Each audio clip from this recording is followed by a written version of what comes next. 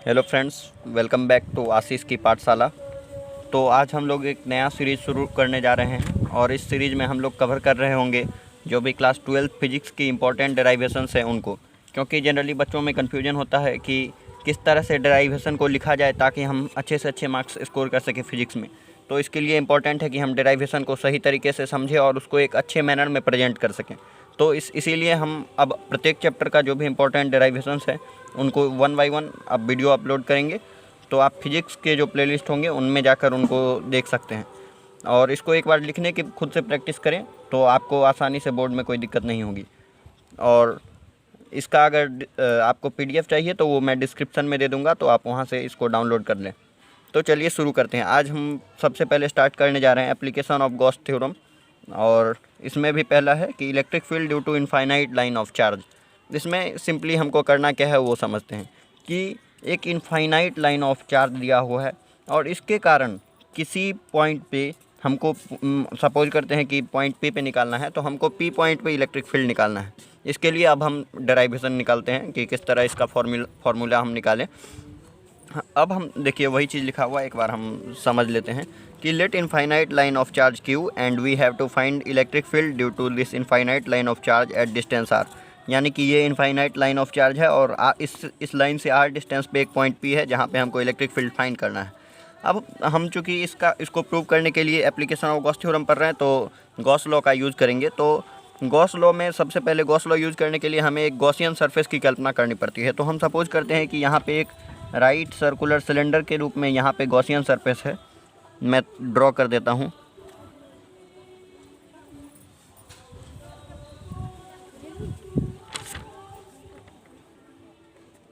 ये देखिए, ये हमारा गॉसियन सरफेस हो गया।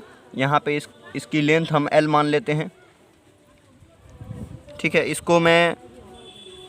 इसको इस तरह से हम इसको A लिख सकते हैं, ये पोर्शन A हो गया हमारा।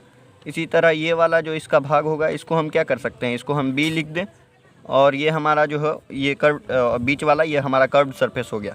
और यहाँ पे हमको P पॉइंट पे निकालना है, तो हम सपोज करते हैं कि यहाँ पे एक छोटा सा DS एरिया हम यहाँ पे सपोज कर लेते हैं, ठीक है। अब चूँकि हम जानते हैं कि ये हमारा इनफाइनाइट लाइन ऑफ चार्ज है तो हमारा इलेक्ट्रिक फील्ड का जो डायरेक्शन होगा वो आउटवर्ड कमिंग ये जो सरफेस है इसके बाहर आ रहा होगा, जो हमारा लाइन है इसके परपेंडिकुलरली बाहर आ रहा होगा। तो क्या करेंगे कि यहाँ से हम सपोज करते हैं कि इलेक्ट्रिक फील्ड की डायरेक्शन ये है और इसकी डायरेक्शन एन कैप ये।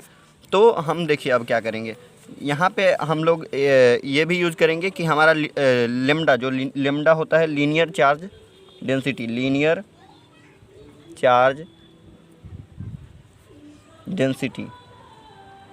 कहने का मतलब कि लेमडा क्या होता है, सिंपली समझ लीजिए, लेमडा होता है क्यू बाई एल, यानी कि चार्ज पर यूनिट लेंथ, उसी को हम लेमडा कहते हैं। तो यहाँ से हम क्यू लिखना चाहें तो क्या हो जाएगा हमारा लेमडा इंटू एल। इसका हम आगे यूज़ करेंगे, इसको हम 1 लिख लेते हैं, ठीक है। अब देखिए हमको करना क्या है, इसमें हमको इलेक्ट्रिक फील्ड निकालना है। तो इसमें हम इसको 3 भाग में बांट देते हैं। पहले हम सरफेस ए के लिए निकालेंगे, फिर सरफेस बी के लिए निकालेंगे और फिर इस कर्व्ड सरफेस के लिए और जोड़ दें तो हो जाएगा। देखिए अब क्या करना है, उससे पहले थोड़ा सा हम यहाँ पे सपोजिशन लिखे हैं कि consider a right circular cylinder of radius r and length l with the line of charge as its axis. तो वही बात लिखा है जो अभी हमने बताया। अब देखिए इसमें करना क्या है, हमको मेन काम हमारा यहाँ से शुरू होता है कि total electric flux passing through the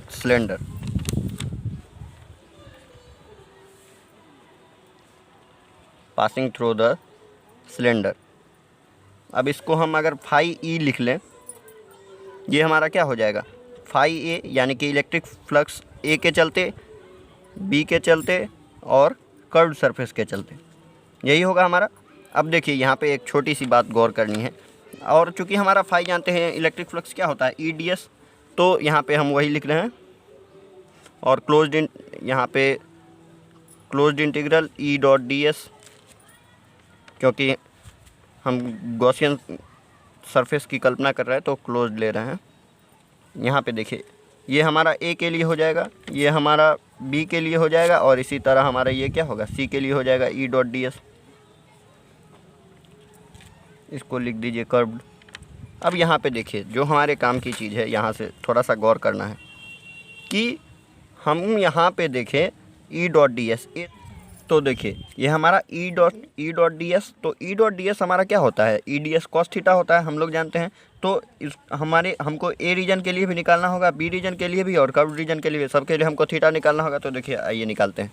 इसमें देखिए ये हमारा 90 डिग्री इधर थीटा हमारा आ रहा है, क्योंकि हमारा देखिए इलेक्ट्रिक फील्ड परपेंडिकुलरली बाहर की ओर निकलेगा, तो हमने अभी बताया। तो ये हमारा ई का डायरेक्शन, एन हमारा इधर, तो हमारा थीटा 90। इसी तरह बी सरफेस के लिए भी एन हमारा, एन का डायरेक्शन ये हो गया और ई हमारा परपेंडिकुलरली निकल रहा है, तो हमारा थीटा यहाँ पर 90। लेकिन कर्व सरफेस में थोड़ा सा ध्यान देना है कि यहाँ पे क्या हो रहा है कि हमारा ई बी सी डायरेक्शन में, एन बी सी डायरेक्शन में, तो हमारा थीटा जो है वो 0 हो जा रहा है। तो अब यहाँ पे हमारा रीजन ए के लिए थीटा 90, बी के लिए थीटा 90 और कर्व सरफेस के लिए जो हमारा है वो थीटा 0 हो जा रहा है। अब देखिए हम क्या करेंगे यहाँ से, अब कुछ नहीं करेंगे, चूँकि हमारा इसी को हमने लिख दिया कि E d S cos 90, E d S cos 90 b के लिए भी और E d S cos 0 curve surface के लिए। अब देखिए इसी को हम, और कॉस 90 चूँकि 0 होता है हम लोग जानते हैं, तो ये दोनों तो एब्सोल्युटली ऐसे ही 0 हो गए, और कॉस 0 हमारा 1 होता है, तो ये हमारा ई डी एस हो गया। अब तो देखिए ये हमारा फाई ई डी एस हो गया, और चूँकि हम जानते हैं यहाँ इसको इस तरह से लिख सकते हैं, हमारा फाई ई, और हमारा ये जो सिलेंडर का कर्व सरफेस एरिया होता है क्या होता है, 2 पाई आर एल, हम लिख देते हैं। तो हमारा फाई ई क्या हो गया, ई, और सीधा 2 पाई आर एल ऐसे ही रहने दीजिए। इसको हम शुरू में इक्वेशन 1 मान चुके हैं, इसको इक्वेशन 2 लेते हैं। अब देखिए क्या करेंगे, अब कुछ नहीं करेंगे, बस हमारा जो गॉस थ्योरम का इक्वेशन है बस उससे इक्वेट करेंगे और हमारा रिजल्ट आ जाएगा। देखिए कैसे आएगा, क्योंकि हम जानते हैं इसको हमको लिखना पड़ेगा इस तरह से कि फ्रॉम, एक मिनट, हाँ देखिए, फ्रॉम गॉस थ्योरम से हम क्या जानते हैं कि हमारा फाई ई जो होता है, फाई ई जो होता है वो हमारा होता है क्यू बाई इप्सिलॉन नॉट। और अभी उस शुरू में हमने इक्वेशन 1 से निकाला कि हम क्या लिखे, इक्वेशन 1 से क्या निकाले थे, लिख ही देता हूँ। फ्रॉम इक्वेशन 1 हम क्यू क्या निकाले हुए हैं, देखिए क्यू हमने अभी तुरंत निकाला है, लेमडा एल, ठीक है। तो यहाँ पे हम फाई ई बराबर क्या लिख सकते हैं, lambda l by epsilon not, कोई दिक्कत। अब देखिए, अब हम इसको मान के चलें कि इक्वेशन 3, ठीक है। अब देखिए क्या करेंगे, अभी जो हमने निकाला है फ्रॉम इक्वेशन 2 से हमने क्या देखा है, सो देखिए हम फाई ई लिखे थे ई इंटू 2 पाई आर एल। अब देखिए क्या करेंगे हम लोग, अब फाई ई का वैल्यू यहाँ से रख देंगे, तो फाई ई देखिए क्या, lambda l by epsilon naught रख दिए equals to E into 2 pi r L.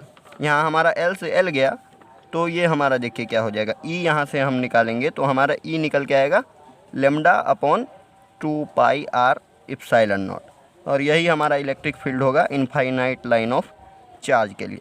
तो कितना आसान था। तो इसको एक बार लिखने की प्रैक्टिस करें, और इस ढंग से जब हम लिखेंगे तो आसानी से पूरे मार्क्स भी मिलेंगे और एग्जामिनर काफ़ी इंप्रेस होंगे, तो आगे के क्वेश्चन सही होने के भी हमारे चांस अच्छे हो जाते हैं। तो फिर मिलेंगे नेक्स्ट डेरिवेशन में। चैनल को सब्सक्राइब कर लें और इस वीडियो को ज़्यादा से ज़्यादा शेयर करें, ठीक है। फिर मिलेंगे नेक्स्ट वीडियो में, तब तक के लिए जय हिंद।